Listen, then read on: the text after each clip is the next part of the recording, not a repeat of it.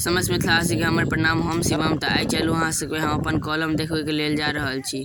अहूँ सबके अपन कॉलम देखा देब और इहो देख लेबै जे एबेर मजरलै है कि नहीं एबेर आमक गाछ हमर। तो चलू अहाँ सब पूरा वीडियो देखब। वीडियो नीक लागत तो लाइक शेयर कमेंट जरूर करब। देखियो एगो ई गाछ रोडे पर से देखा गेल जे मजरल छै।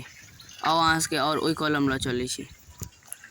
एमे से देखियो एगो ई गाछ मजरलै है, इहो मजरल छै बढ़िया जकाँ, और एगो ओने मजरल है। ए दुनू में से एकेटा मजरल है। और अहाँ सबके आगू ल चलै छी। चलू दोसर कॉलम ल चलै छी।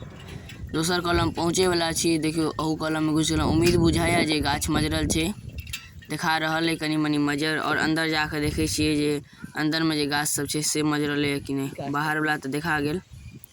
देखियो अंदरो के ई वाला गाछ एगो मजरल है। ई पूरा कॉलम हमर छी एना क गोल भ क ई पूरा भेल हमर। देखियो ई मज्जर कतेक शानदार लाग रहल छै देखे में, बहुत नीक लागे छै। एमे आम लटकते त और देखे में नीक लगते। देखियो ई गाछ भेल जे 3 साल पहले रोपने छौ, नव गछली भेल।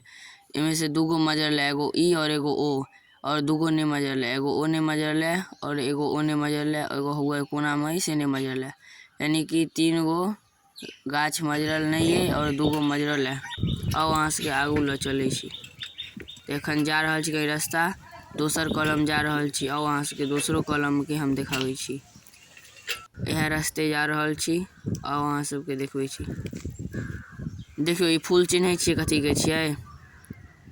फूल चिन्हैत हेबै तो कमेंट में जरूर बताएब, और एहि गाछो के नाम कमेंट में बताएब चिन्हैत हेबै तो।